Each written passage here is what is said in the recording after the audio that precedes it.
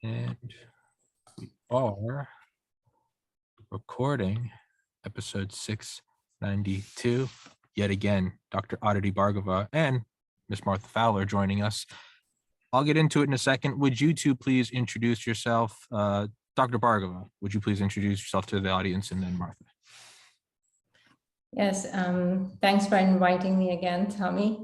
I am a professor at the University of California, San Francisco. I'm a molecular biologist as well as I like to call myself a systems biologist because I look at interaction between different organs, but at cellular and molecular levels. So it's giving life to the meaning of molecular biology in terms of looking at physiological functions.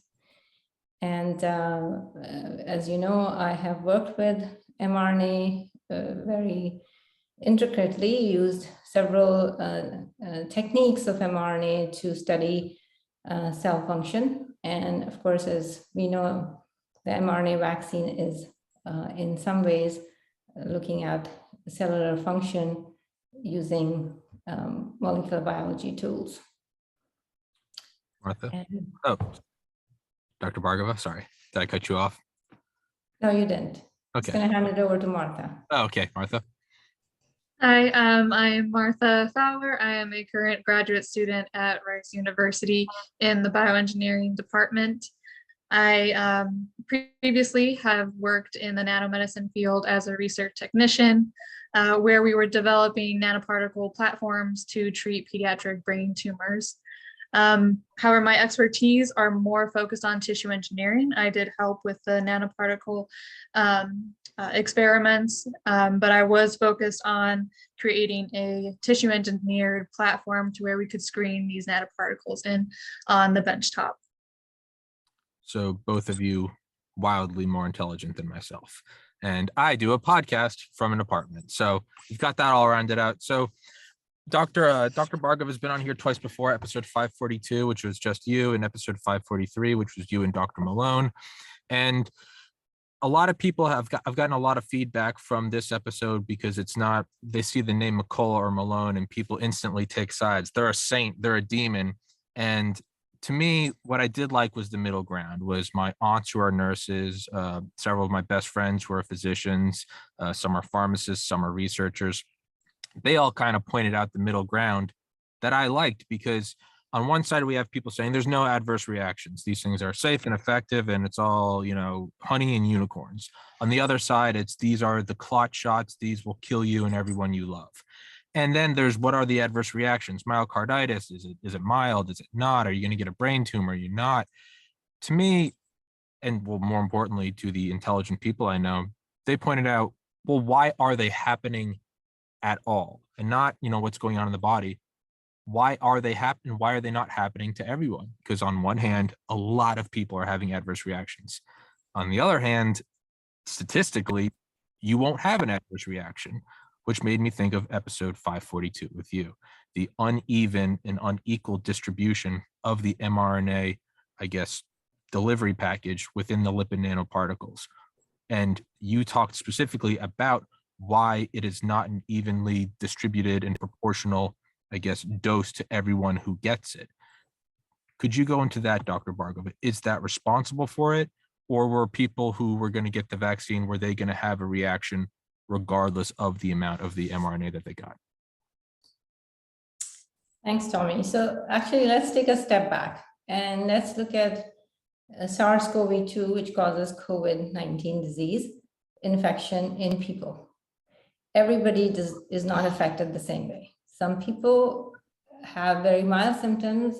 Some people have no symptoms, so asymptomatic. Some people have severe symptoms with hospitalization or without hospitalization. People's experiences with the disease have been different. And let's just put this into perspective that this is not unique to SARS-CoV-2. It happens with other viruses or other infectious diseases as well. People have different symptoms and people have different experiences with it. And if we all just go by our own experiences, then in some ways that are called anecdotes because we don't have enough data. Yet it is well recognized that when we, let's just focus on SARS-CoV-2 infection, that in people who get that infection and have more severe symptoms or severe outcomes, in most cases, and it's scientifically now there's data to support that in most cases, those people have other comorbidities, underlying health problems. So that is exacerbated. However, in a lot of cases, that adverse event is happening due to the toxic spike protein that's being produced by the virus. Now, if that is recognized, that the spike protein produced by the virus when you get infected is having or causing some of these cytotoxic or side effects, if you like, then wouldn't it be pertinent to ask that if you are giving a vaccine that is also making spike protein, wouldn't that cause similar overlapping events or effects?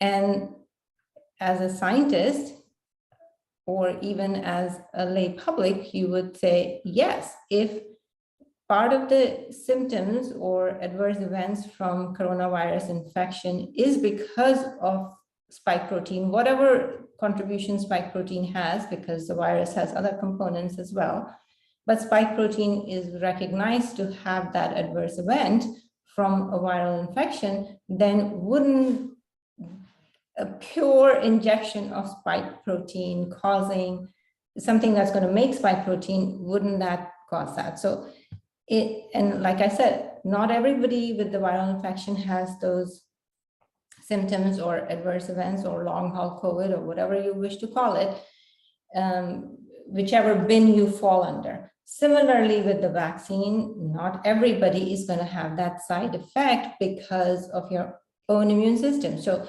if you were, truly, if we could have ourselves as our own control, then that would be an ideal experiment to conduct, is that if without vaccine, if I got COVID, would I if I didn't have very severe COVID, only mild COVID, then probably if I were to get vaccinated, I would have milder symptoms because my immune system, or no symptoms or no adverse reaction per se with the vaccine, because my immune system knows how to deal with that.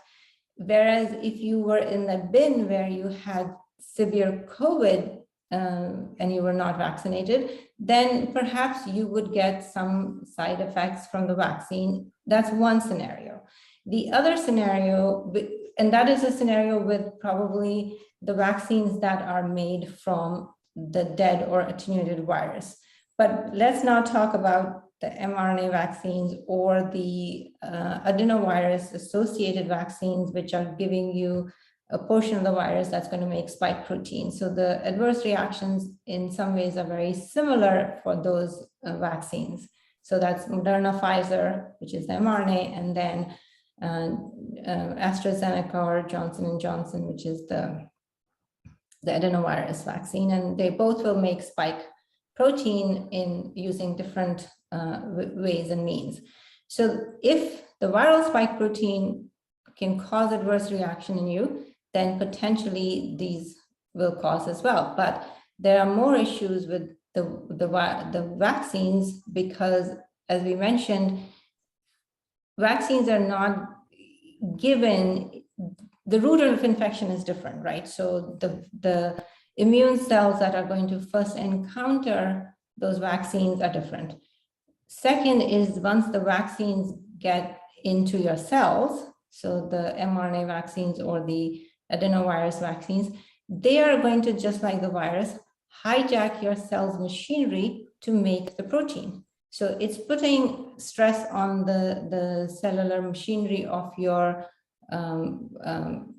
body, whichever part of the body the vaccine has gotten into, to divert that machinery to make that protein, right? So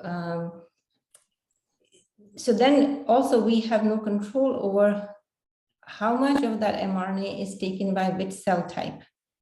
And so if you were unlucky and the route of delivery was not really the deltoid muscle, but if it got misinjected into into the blood supply through a vein or some other into the lymphatic, then there would be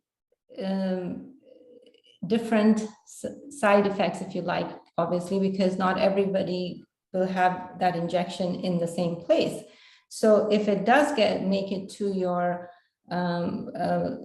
lymphatic or your blood vessels, then the cell types that may get targeted will be different from people who got the injection in the deltoid muscle. So if you were that unlucky person in whom the injection went someplace else, then your chances of having an adverse event are likely higher, because in those cell types, the mRNA is doing, or again, diverting the resources to make the protein, which may not be very conducive. So if it went to your heart muscle, then or the pericarditis, the covering of the heart, then it may direct the resources to do something else, because the heart muscles are very specialized to make only one, certain subset of protein. And so they don't, now suddenly they're lacking that machinery, right? Because you only have those many workers, and instead of making the heart muscle protein, now they're making the spike protein. So it's going to have consequences for those cell types. So that's one more mechanism, if you like. There could be several things, and different people, different mechanisms may operate. The other issue which I talked about was the dilution issue, right? So what that means is, and I drew a diagram, and I'm not sure if you can see it. So, Yeah, I can. So you see that there is the mRNA, which is in the vaccine, and then those are mixed with the lipid, right, which is going to encapsulate these mRNA. Could Dr. Bhargava, could you bring it a little closer to the camera? Perfect. Okay. Thank you. Okay, so imagine now if you see those little kids playing with those bubbles. So bubbles, you take that little thing and you blow bubbles. Yeah. Those bubbles are not of the same size. So some are big, some are small, some are. So similarly, when the nanoparticle, the lipid nanoparticle is being formed, which will then take the mRNA inside it or encapsulate it, or is also called a payload, is going to differ depending on its size. Right now, that is all packaged as, whatever, 100 micrograms. And then from there, you're going to dilute it. So when you dilute it, there is no way to control that in that particular dilution, you're going to get all the same size. Therefore, you can never be sure of what the actual concentration of the mRNA you're going to get. So does that make sense? Yeah. So you could get basically very little dose in your first dose, and subsequently, people can get either, depending on where you are in that vial, you can get more or less. So some people, and most people, got a more severe reaction with the second dose. And that could also be just concentration, that the mRNA didn't actually get cleared from your cell, which was supposed to get cleared. But the main thing is that, as I showed you, we don't have that control. And then the third thing, which Martha can probably elaborate more, is that if these nanoparticles were then to get into your circulation, which is in your blood supply, then they get coated with proteins, mostly albumin and other proteins, and then the size changes, and we don't know if they will release or where else can they be targeted. So I'll stop there and let Martha take over. Yeah, that was an excellent overview. Thank you. So before I get into this, I do just want to clarify or have a disclaimer that what I represent here or say does not have anything to do with Rice University or my affiliated institutions. This is based off of my previous experience and the research that I have been looking into even on my own independently. So as far as nanoparticle systems go for cancer research, we employ this system so that our cancer drugs or anti-cancer drugs aren't degraded when they're injected. So having a nanoparticle system allows these agents to circulate longer in the blood. It also allows slow release of the drugs as well. So you can have a system that is slowly releasing these agents over time to help target that tumor, or to help decrease the size of that tumor. So for our lab, we were looking into, or we did do some polyethylene glycol coatings on particles. And this is a very common technique. If you look at polyethylene glycol or PEG, it has been around for a very long time. It's in household products. You can find it in cosmetics. So it is something that is FDA approved. And it has been now also applied to nanoparticle research or nanomedicine. And so essentially what PEG does is help to provide a neutral charge to your particle. So if you have a particle that is slightly positive or negative, when you inject that into a patient, that could cause problems with serum proteins, as we are discussing.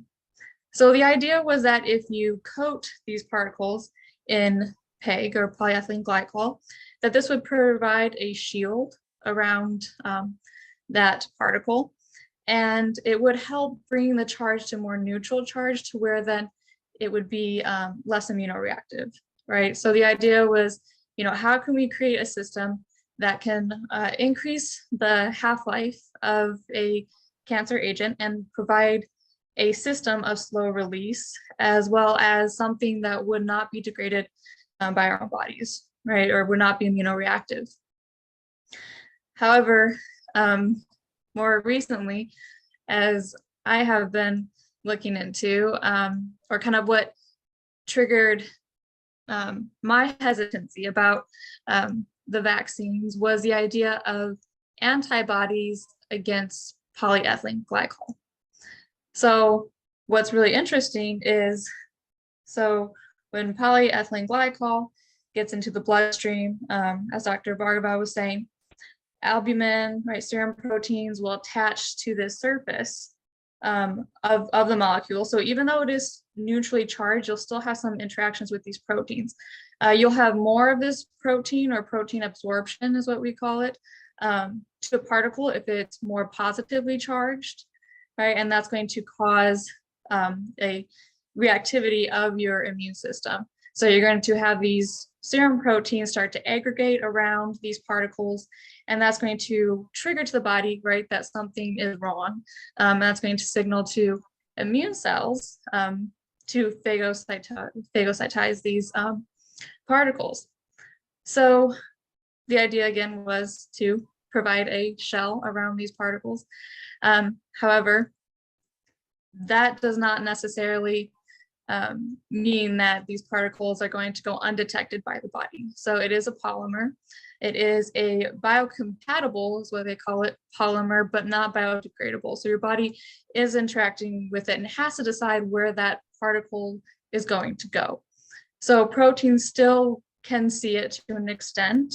And you can also, that can also signal the complement activation, is what they call it, of the immune system to signal secretion of these anti-PEG antibodies. So one reason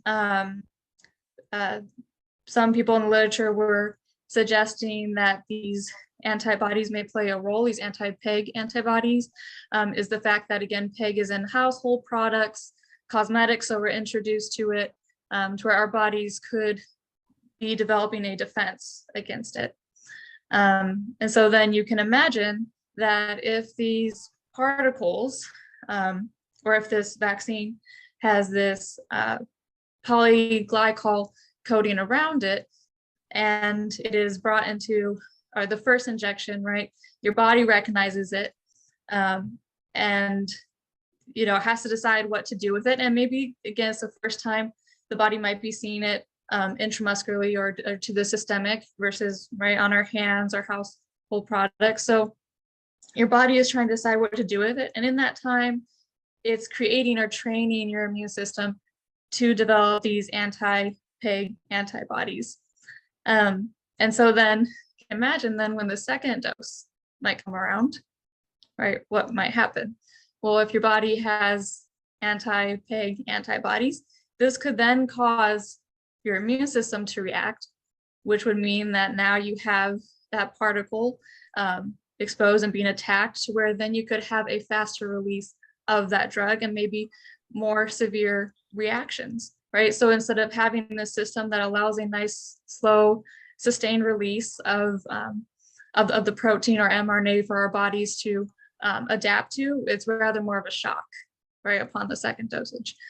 So there are currently, from last year to 2021, a couple articles that have hypothesized these ideas that the hyperreactivity that we're seeing or sensitivity that we're seeing in the vaccines might be due to this polyethylene glycol being in the vaccine. Of course, there are other ingredients within the vaccine that could also cause reactions, right? Everybody's different. We have genetic variability. Even when it comes to anti-PEG antibodies, right, that could also have genetic factors as well. So yeah, that's there's a field that has looked at, it's called accelerated blood clearance, is the definition of that second exposure to the PEG antibody. And this is going to cause a quick reaction of your immune system to clear it out of your system. So the effect of the first shot kind of does like a catch-22 with the second shot. Like I just interviewed an author this morning on his book about 9/11 called Only Plane in the Sky. And they talk about all the cleanup workers on like the lawn of the Pentagon, right? They're getting all the wreckage, putting out the fires. And I never knew this, but when later in the day, when they found out that there was another plane coming towards the Pentagon, not Flight 93, they later found out it was Air Force One, but they didn't know that at the time. All the firefighters were told to abandon post. The FBI was like counting down. They're like, we've got inbound 3 minutes. We've got inbound 2 minutes. So they all actually went and hid under highway overpasses, sort of like a makeshift bunker. Meanwhile, the building's still burning. There's still people dying inside.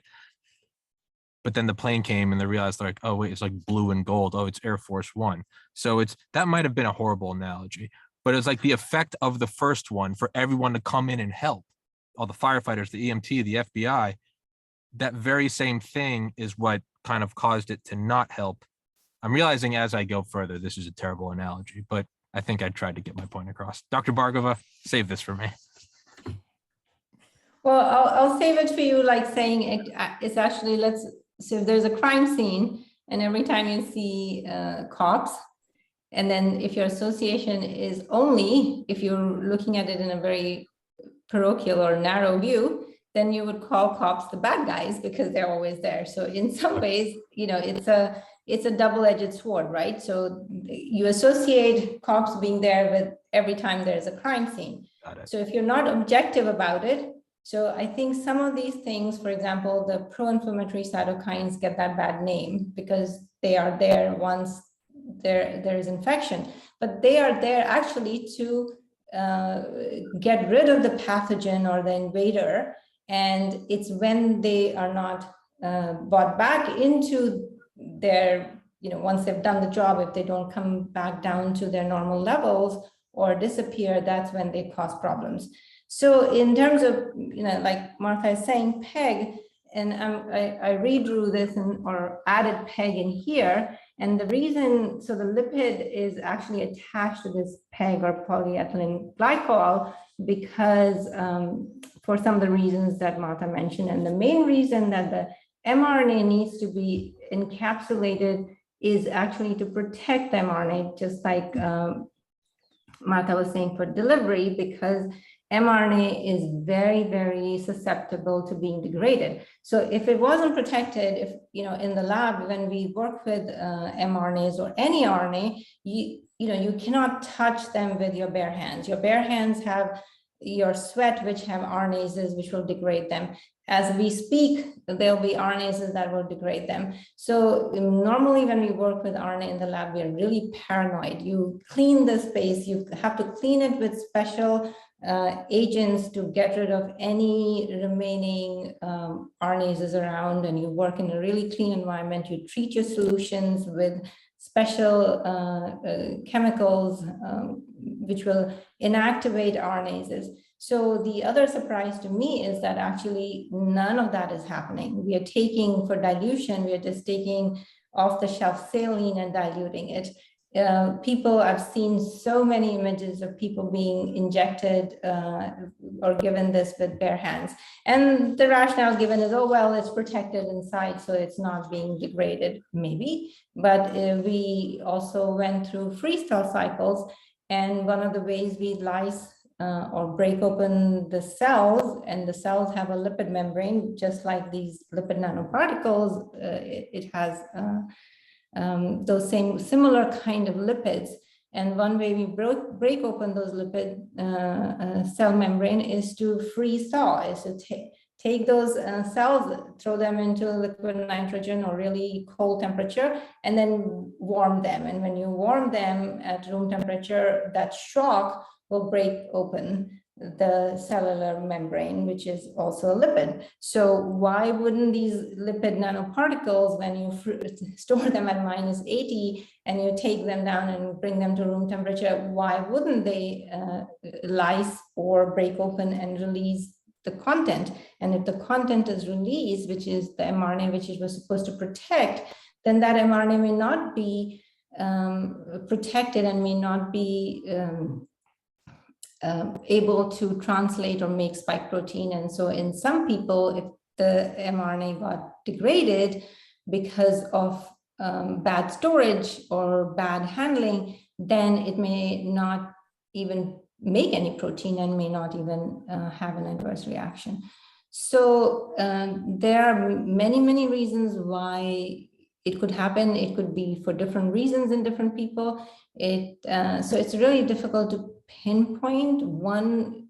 It's not just one reason. There are just so many reasons why things could go wrong or why things could go right. Martha? Mm-hmm. Yeah, so as Dr. Bhargava is mentioning, so many things, and when you think of, so overall, this is the first time this system has been used for a vaccine, right? So this is the first time this platform has been applied to a vaccine that is given to the general public. So that is where I can understand the hesitancy, right? This is it's the way I think of it is that it's more of a therapeutic, right? Because of what I've mostly been exposed to is nanoparticle formulations for cancer therapies. So, there are common nanoparticle systems for cancer therapies or liposome formulations like Doxil. So there are products out there. However, that is for cancer patients, and they also, even now in the literature, there are people who analyze and look at these products or these therapeutics and can realize the pros and cons of these products and therapeutics. And so I think that's important for us to do here, is that I see this as a therapeutic that we need to sit down and analyze, and that it's okay as scientists for us to, pull out these different aspects of the vaccine. Like you have the mRNA, you have the liposome, you have the PEG, right? There's all these different factors. And so, I that's where it could be the reactions that people are facing could be a combination. It could be more one versus the other. And at this stage, right, nobody really knows. We'd have to do more research and have, a critical analysis of these different components and be able to speak about it. That's where I come from. That's where some of my frustration was coming from in the beginning when these were being developed. I thought, oh, this is an interesting way to approach it. Again, then seeing nanoparticles for cancer studies. So it was, to me, kind of a surprise that this was being addressed for a vaccine, that this technology was. This is the first time this is happening. So if it's the first time, right, we should be able to critique it and really do a thorough, rigorous job of the science. Because again, there's so many components and different pieces at play. I may think that the pegylation part is what's important and what could be driving, some of these anaphylactic reactions, but it could be something else, right? Something that I'm not as well versed in, like Dr. Aditi, or sorry, Dr. Bhargava, with the mRNA, right? So, Dr. Bhargava? Yes. So to be fair, I mean, mRNA technology has been tried for different vaccines, including influenza, Zika, HIV, in this kind of formulation, but it has never progressed beyond phase 1 or phase 2. So in reality, yes, this is the first time when it's been given in such large quantity to general public. The issue really is that, we have those randomized clinical trial phases so that all this can be looked into, what Martha was saying. So biodistribution and toxicity and clearance and all of those things. Unfortunately, these aspects were not looked into because of the so-called emergency use, because of at that time the urgency to deal with what was happening or what. But the fact is that Pfizer and Moderna have been granted now full use, so they're not under emergency use. There are Comirnaty is granted for Pfizer, and then for Moderna, whatever they want to call it. However, those vaccines have not been given to people, and they have been granted those licenses without actually requiring that the toxicity and the biodistribution studies be done, or we have get data from that. Forget animal, now we have so many millions of people. So not to even go there, or for someone to ask that perhaps you can have mistargeting of this vaccine product, even that's considered now misinformation, which is completely irrational. And it's like that. Why are these vaccines untouchable? Like, they're not. They are subject to the exact same kind of issues that any other drug development is. And so the fact is that for none of the products before this, there was complete ignoring of all these other processes, like I said, toxicity, pharmacokinetics, biodistribution. We don't have that. For every time you see their document, it says is not required for emergency use, but it's no longer an emergency.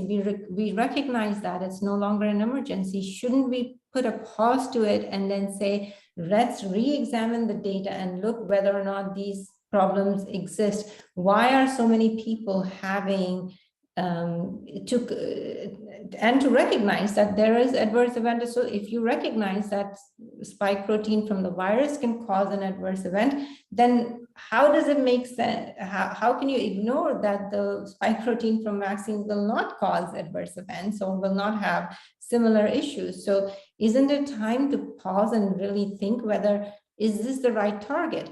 Perhaps, the technology, mRNA technology may have a lot of promise, but maybe we need another target to look at for having a better vaccine. Because when you give the whole virus as a dead virus as a vaccine, your body decides what part of that virus does it want to work with to make antibodies for future protection, just like when you have natural infection. That option is not there. So, and like I said, when you have a natural infection, there's a route of infection, and that route in this case is nasopharynx, and the immune cells that are there, they are specific to that particular organ or tissue, and they have a particular way to deal with the invading pathogen, which your muscle immune cells may not have, or your gut immune cells may not have. So it's a completely, when people use the analogy that vaccines are better or they can do this, it's not true. The vaccines don't always evoke the full complement of our immune system either. So there are lots of problems that are there, and instead of saying that there are no problems with this vaccine or with this technology, that we are perfect, it's doing a disservice to everybody. And we need to recognize that and say, okay, we've gotten over this. We need to now take a step back and really relook at all the data and see where we stand, and then improve it, instead of just saying, oh no, we have reached our best, which we haven't. And in fact, just yesterday I was reading about the CRISPR technology, which, when it first came out, again, people didn't want to talk about anything negative with it. And if anybody, we were observing that we would get chimeras, meaning it didn't always do what it's supposed to, and there were a lot of off-target effects, but nobody reported those off-target effects. And if there were in their papers, when they published the data, they only cherry-picked the data that fit that narrative and ignored all the negative data. And there were a few people who were reporting that even if you look at how many times the missed target was happening, or there were chimeric cells that were being formed. And so you need to really take this technology with its caveat and think about it. But no, I mean, again, we get so what's the right term? We get so Myopic. blindsided, like, with the deer in the headlight, like we are so, that technology is so great, we don't want to see anything wrong with it. And that's why we had that Theranos saga, where Elizabeth Holmes was able to convince, and actually a bunch of non-scientists, that she could take a little drop of blood and give you 100 things about, which was like the first time when I heard about it, it was completely outrageous, but people so wanted to believe in it. And that's the problem. Because of the fear that has been generated for this virus, we so want to believe that we are doing the right thing, that the vaccines are going to be our saviors. And we are forgetting that our actually immune system are our saviors. The vaccines don't work on their own. They rely on your immune system. If your immune system is compromised, there's nothing, it doesn't give it a superpower. It's your immune system that gives you the superpower. And that's where the concern is also for the kids, right? The more exposure you get in the normal way, the more it trains your immune system. Your immune system, the long-term memory immune system, comes from training of the immune cells in the thymus. And thymic function in humans decreases as we age. So if you were to get an infection, you would be much better equipped. Your thymus would be much better equipped at training and producing long-term memory cells than my thymus would be. So that's why you need to focus on a subset of people who may be more vulnerable, and you may want to train them. And then there is also that aspect of what is called the original antigenic sin, which is if you get bad training or if you get a very narrow training, then your immune system doesn't want to work either. It always wants to just gravitate towards that. And instead of, generating a very robust and broad immune response, then it'll say, I will just focus on spike protein. So that's why all the virus has to do is to change the spike protein, and then it will evade it, because now your immune system has been badly trained. It doesn't want to do that hard work either. It's no different than anybody else. It's taking a shortcut. And so is that really what we want to do to our children? Is that really socially responsible? We have to ask. Sometimes it's like, you can't learn to ride a bike without falling or getting hurt, or maybe these days you can because of the training wheels, but let's look at another example. You can't become a black belt without sustaining some injuries or without having to pay a price for it. So here we are, we want to be, we want to basically say that we don't want to get this disease, and we want to have the best immunity, and we don't want to pay any price for it. That perfect world doesn't exist. If anything is too good to be true, it is. I'll try to save myself with a better analogy this time, but it's just death and destruction. But it's like it's like FDR authorizing the construction of the atom bomb at the Manhattan Project. Leo Szilard and Einstein come over from Germany, and they're like, we need to build this or else the Nazis will. And they're doing this whole thing, and despite even Oppenheimer, despite the top guys, they were actually taking bets the morning it was detonated, July 16th, 1945 in Alamogordo, New Mexico. They had bets that it wouldn't work, that it would work all right.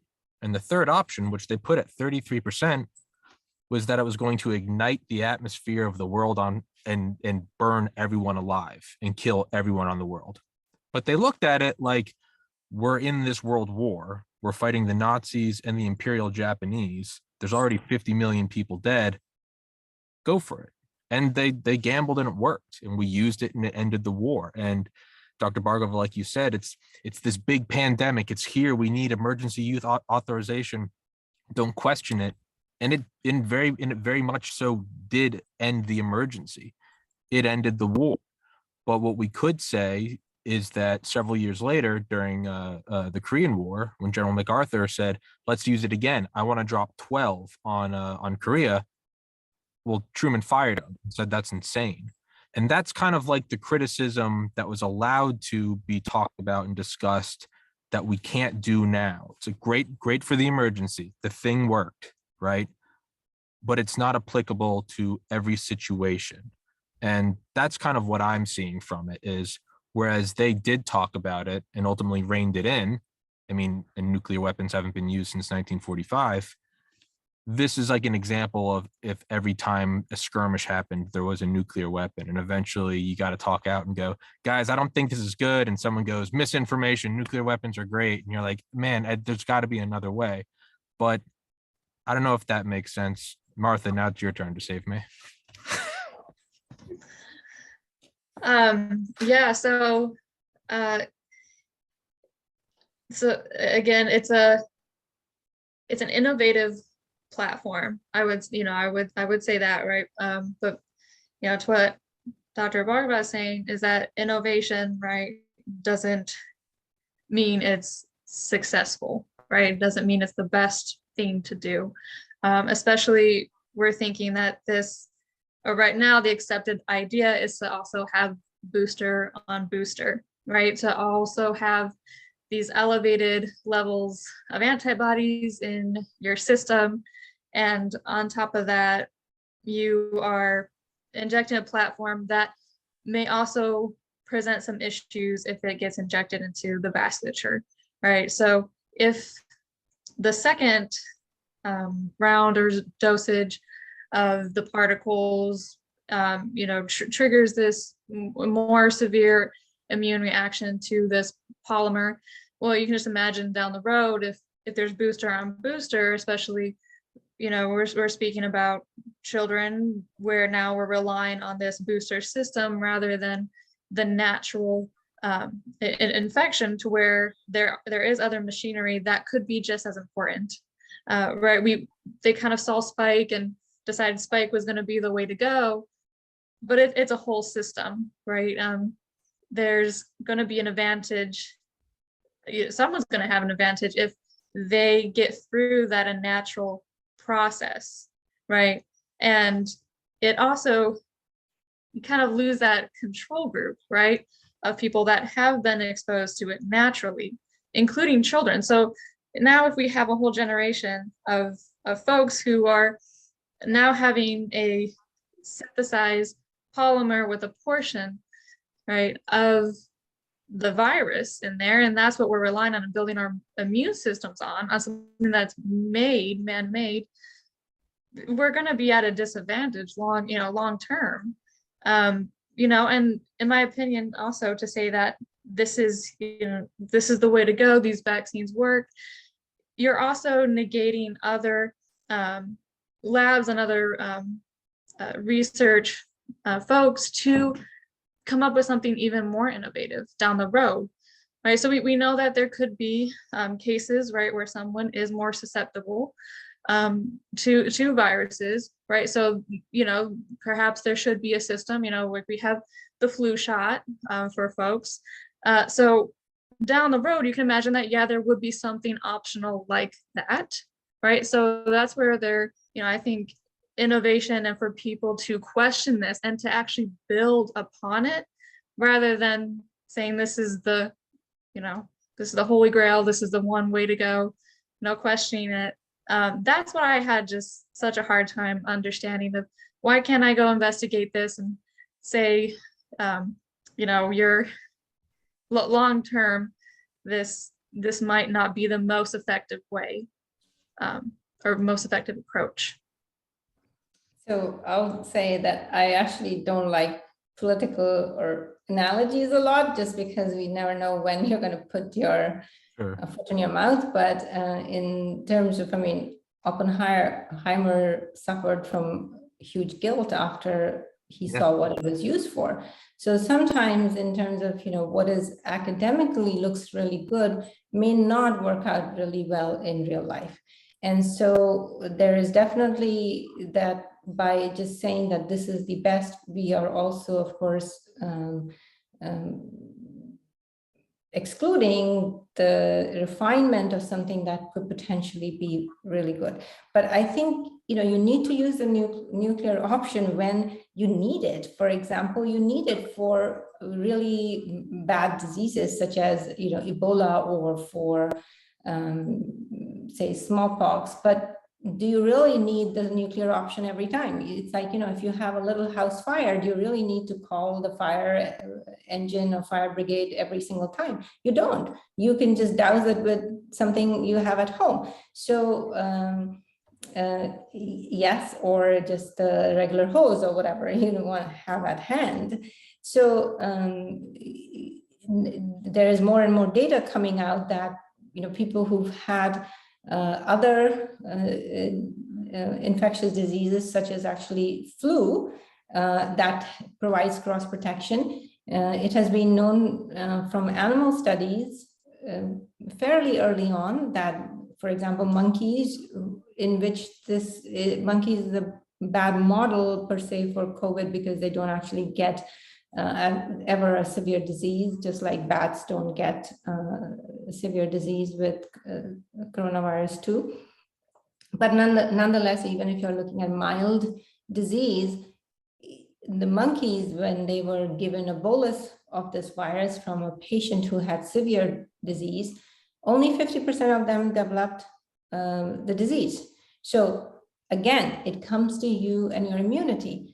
They've recently done this experiment where they exposed deliberately people to coronavirus, and they found that still only 50% of the people get the disease.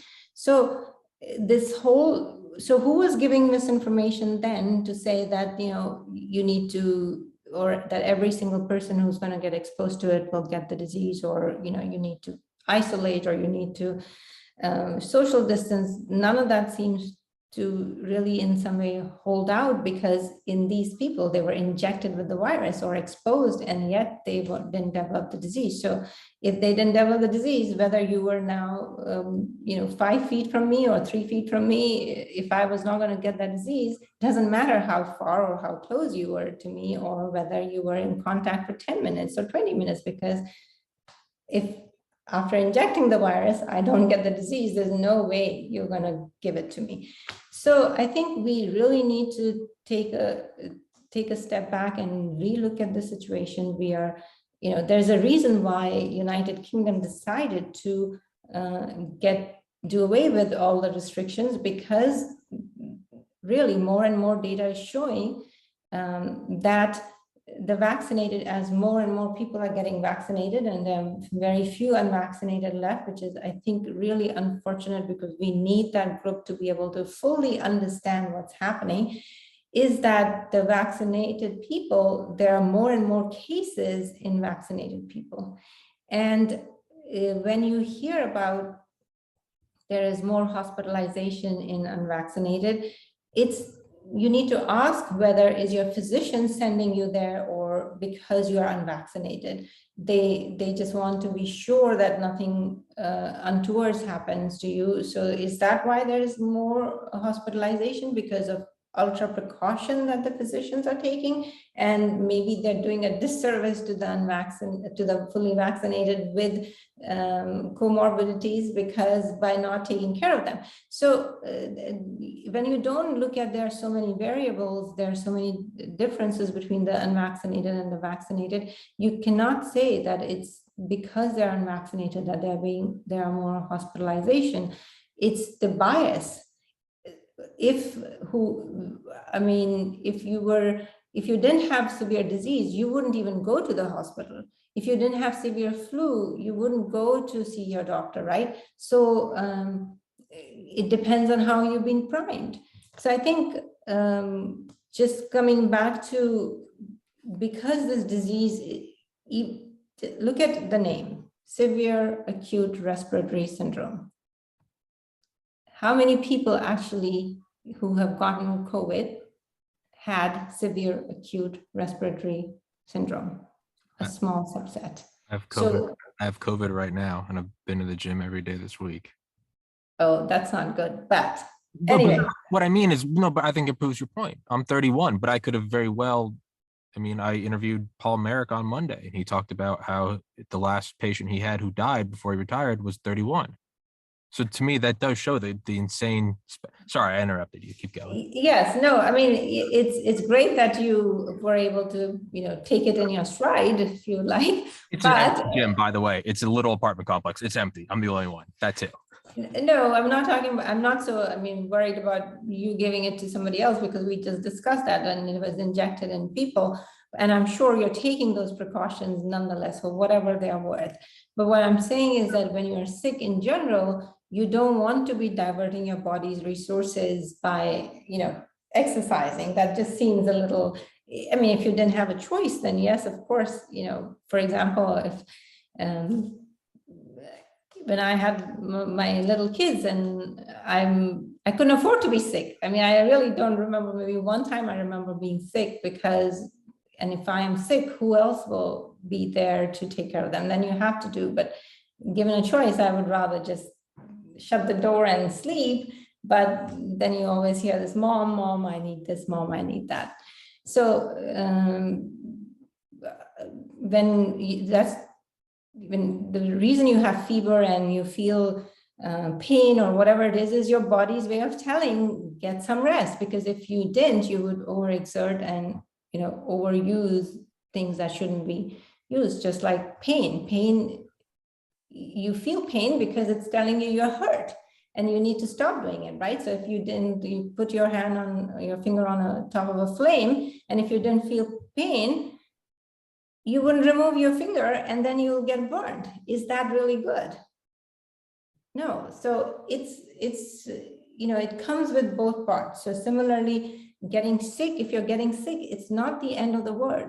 That's how your body learns and prepares you for the next infection, and in some cases better prepares you, because there's more and more data coming out that people who've had other viral infections, including common flu, are better protected for COVID. So by taking vaccines for everything under the sun, you may not be actually doing, you can't use, like I said, you can't use nuclear option for every garden variety of infectious disease. You have to save it for the ones that are really lethal, and then let your immune system get trained for the ones that are just your garden variety. And, it may not have started off as a garden variety COVID, but it definitely has turned into one where most people are able to deal with it, and we should let them deal with it. So I will end here. Two quick points. What I want to say about the nuclear options. I've interviewed Dr. Stephen Hatfield and Dr. Malone, and that's one thing they talk about was mRNA was these programs were started, really amped up in the wake of 9/11. They needed something that maybe it wasn't going to be perfect, and maybe there'd be a lot of adverse reactions, but it was like, hey, if we get hit with a bioweapon, we need to have a vaccine in like 48 hours. So yeah, you're right. You can't use it every time. On a much bigger picture, so I'll add to that, because some of people have asked that question, why not use the traditional vaccine? And you actually, like you said, that because mRNAs and the other recombinant viral vectors are much quicker to produce, and you can scale them, whereas the virus, when you grow it, it takes its own time. You cannot rush it to replicate. You cannot, if its growth time is 5 days, it'll take 5 days. You cannot make it grow in 3 days or 2 days. So whereas the mRNA, you can, because it's made in the lab in vitro, you can scale it up. So it did make sense to perhaps try something that would that's scalable, that can be made available. But we have to recognize that this particular mRNA vaccine is mostly used in the Western world. In other parts of the world, there are these other vaccines used, and we seem to be forgetting or not, we are so obsessed with this mRNA vaccine, or we are so obsessed with what's happening here, that we are forgetting to analyze, did the other vaccines actually have a better efficacy? Or they were worse?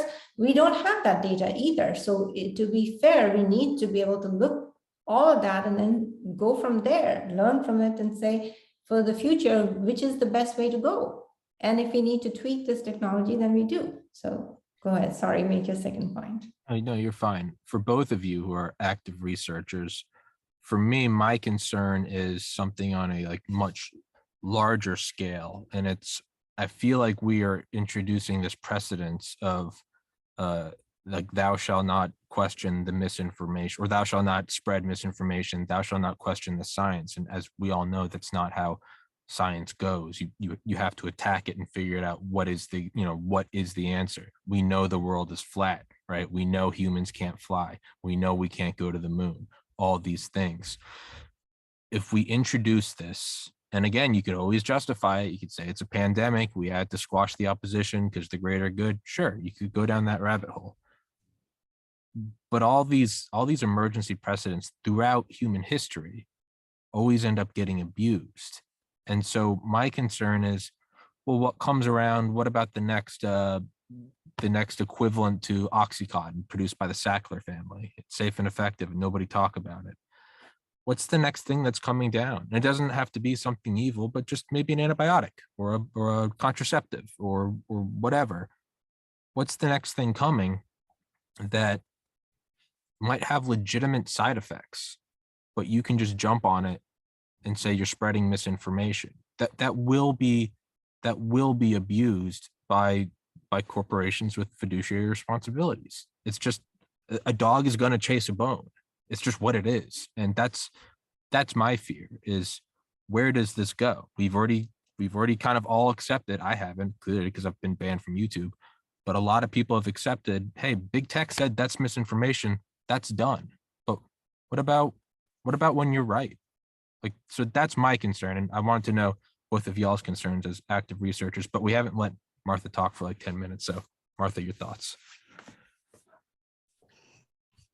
So, and Dr. Bhargava knows this as well. When you're in research, you are questioning one another a lot. I mean, when I go to lab meetings and present data, I'm being, dragged through the rails and the coils, right, on what I did and, what the data means. And I think that's good practice. I think that, we need to do that with one another and have these open discussions. I think that's what is so weird about this situation is, you're having individuals, physicians bring up concerns and, right, you bring up concern about any other medicine or anything in research, right? And it's really not a big deal, right? We have papers or scientific research, right, that argues both sides of things. And that's appropriate. I feel like we need to maintain that. And for some reason, which it was hard for me to understand why suddenly it took this turn of, because I was even seeing it with people that I knew of, you're questioning it. You can't do that. That's anti-vax. And to me, it was just absurd. And because I even told them, like, we question each other during our meetings, all the time. We're transparent about our data. And that's how it should be. It's the same thing with, I think, right. I've heard this in a previous podcast, but when we discuss negative and positive results as well, right, that we have to also discuss the negative, right? Not only report on the positive aspect. If I went into a meeting every week and just reported the good stuff, that's not helpful, right? That's not going to bring us to the next step. That being a good researcher is acknowledging the bad and building from the bad, right? You build something better. Otherwise, there's never going to be progress, right? So, I think too is that right now science is even articles, right? Not all scientific literature is available to the public. So it's actually up to researchers to relay this information as well. So some research articles you have the option to make available to the public or have it, have open access. But that's not the case for everything, right? So when we discuss, when we're here discussing research, we're talking about research that we're able to cite that other people have done from opposing sides that maybe the public doesn't have access to. And even that, in my opinion, I'm probably going down a rabbit hole, but even that for me is a bit rough to understand. I know I've been to conferences that were a mix of the public and research faculty.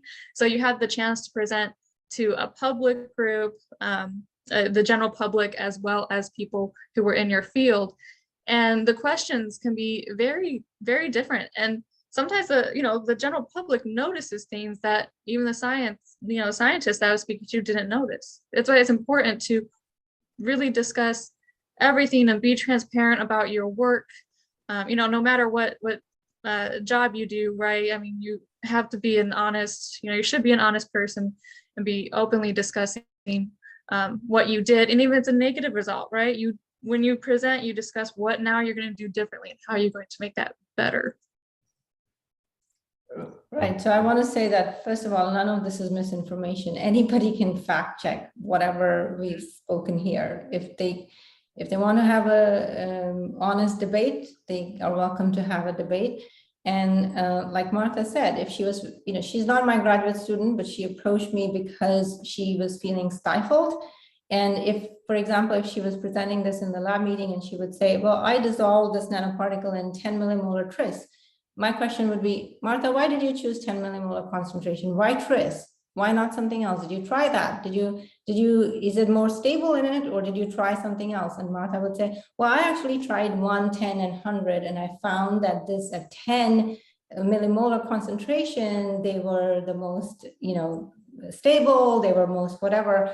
But so we would have that data that at 1 millimolar, it didn't work, or work, but it was not as effective. And at 100 millimolar, it was like really horrible. So those would be considered negative data, but you wouldn't see that mostly in any publication. It would just say, oh, in our method, we would say, oh, 10 millimolar, we resuspended them in 10 millimolar tris, and lo and behold, that's not how it happens really in real life, but that would be the normal process.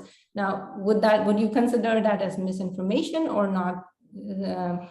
Believing in science? No, that's the normal process, because she would have to try different things. She would have to try different controls. She would have to try different solutions. She would have to try different, lipid polymers or different sizes of PEG. There's just so much that goes into it, but not all of that gets reported. And then, the question is, so there's definitely that. And even the data that's being presented, I actually have now started to do this, is to analyze some of the papers that make into the public domain, meaning they get picked up by the media, and then they're hyped and sound bites you hear. So one such paper was that, of course, that there are no side effects from the vaccine. It was, I think, a JAMA paper, and I have it analyzed on my blog.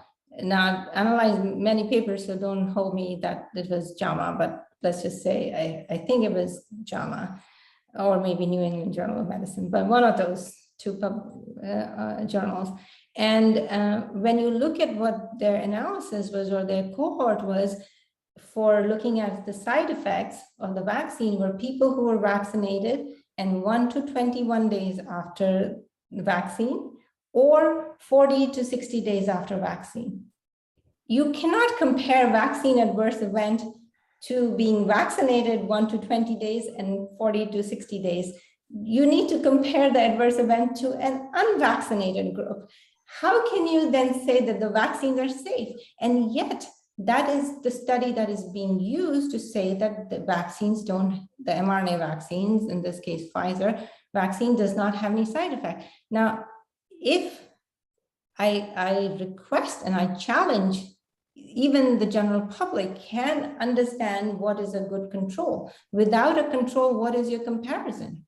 Mm-hmm. And you cannot compare just vaccinated state to another vaccinated state and say, well, there were the adverse events were not different between 1 and 21 days and 20 and 40 or whatever days, and therefore the vaccine has no adverse events. That's not the way it's done. That's not how you compare and say. And that's when I question that, why did they fold the placebo group within 2 months of giving the vaccine, where the clinical trial stated that they were going to follow for 2 years. They haven't followed anybody for 2 years. So there are lots of problems, but let's, I think we're starting to repeat ourselves at this point. I think I've probably said what I had to say. No, you're fine. I was going to say there's this weird sort of symbolic meta theme in that as we push science forward and say it can't be questioned, it becomes less of a rigorous, airtight process. And it's much like protecting someone from all outside influences, like a kid that lives in a bubble. And so your immune system's going to be so weak, you have to be exposed to this stuff, or you're going to get taken out by the first serious disease. It seems like that's where science is going. There's no more questioning anymore. And so sure, right. Good. Yeah.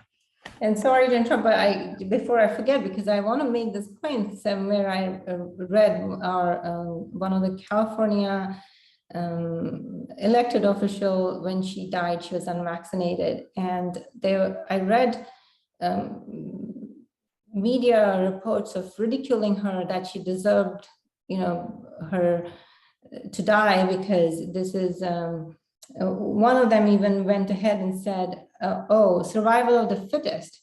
Well, by taking the vaccine, you're not survival of the fittest. Survival of the fittest means your natural immunity. So if the vaccinated people think that they are surviving and then they are survival of the fittest, I'm afraid that's not what that means. They need to relook at the definition of what survival of the fittest mean.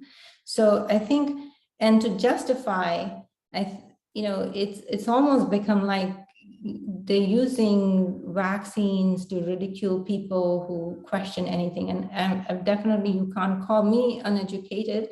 You can't call me, I really don't want to go into the politics. I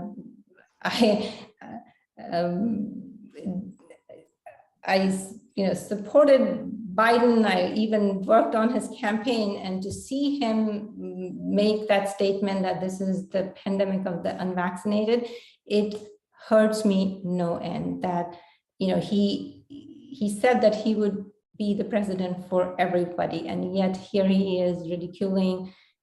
Seriously, if you need to bring people together, you need to look at their concerns, and the concerns in my mind for people who choose not to get vaccinated or choose not to get the booster, even if they're not asking the right scientific questions, their concerns are valid, and you cannot just dismiss them by saying that they are uneducated or you put them in one bin versus the other. I think you are doing such a big social disservice by completely suppressing any asking of the questions. That's not democracy. That's not science. Yeah, it's I didn't get vaccinated. I didn't want it. And it's also, my dad's fine, but when he was 40, he had a heart attack that should have killed him. He had the widowmaker. Males in my family die at 40. I'm 30, so I'm already like, exercise, stay healthy. I don't want to take something that, when I interviewed Dr. McCullough, the most published cardio-renal physician in the world, was like, no, young men shouldn't take it. Why can't I go, hey guys, I don't want to play this game of Russian roulette. If you want it, that's fine. But yeah, that's not a personal thing, and I don't want to get into that. But yes, but to what you said, that's also just not, like, you don't turn people away. It's your own decision. You do whatever you want. But yeah. And well, especially in light of that vaccines are not preventing infection. They're not preventing transmission. And the fact that this new study shows that even if you take naive, unvaccinated people and you expose them to the virus, only 50% of them get it. So with all of that, we need to get a grip on ourselves. We need to re-examine this and stop judging people and stop creating divides based on the vaccinated and the unvaccinated, and whatever new thing that will come next, boosted or unboosted or whatever it is. So let's just and I'm glad that Martha reached out to me, and hopefully we can continue to be colleagues, and at some point meet you in person, both of you. Yes, definitely. we've boxed you out again, Martha. You have any thoughts on that, and then we'll wrap it up. Oh, no worries. No, I totally agree. I think it's strange to be where we are, right? 2022, and still separating people based on a status, and especially the fact that it's even happening in the science communities, where it's happening everywhere. And we just, at least I didn't really see this coming, and it's something we need to move on from, as Dr. Bhargava is saying.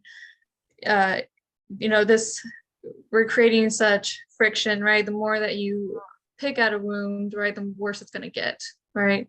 So, the way I see it is it's very plain and simple of, well, look, we're still at the stage, we're still questioning things.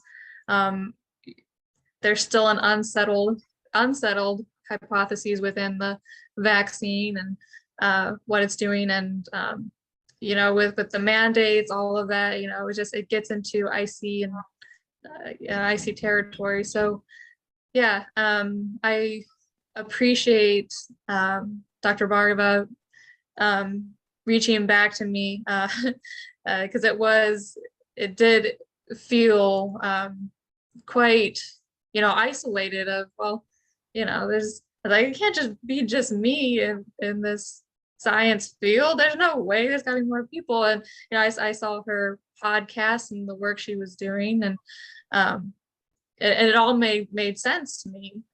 Good, there are people out there that are speaking, and that, you know, are not afraid to question the science and do what we have been trained to do, I'd say, from the beginning. So I look forward to one day meeting all of you as well. And thank you for this opportunity. I appreciate it. Beautiful. Thanks, Tommy. Yep. Thank you, guys. I will we'll wrap this up. I'll edit it, upload it. I'll email it to you guys. Should be up in like an hour. And yeah, thank you both very much for coming on my podcast and for putting up with my insane analogies as you guys are sitting here talking like scientists and I'm screaming about the Pentagon. Well, that's par for the course. But thank you very much. I look forward to talking to both of you again. And yes, thank you very much. God bless. God bless America. Thank you so much, everybody.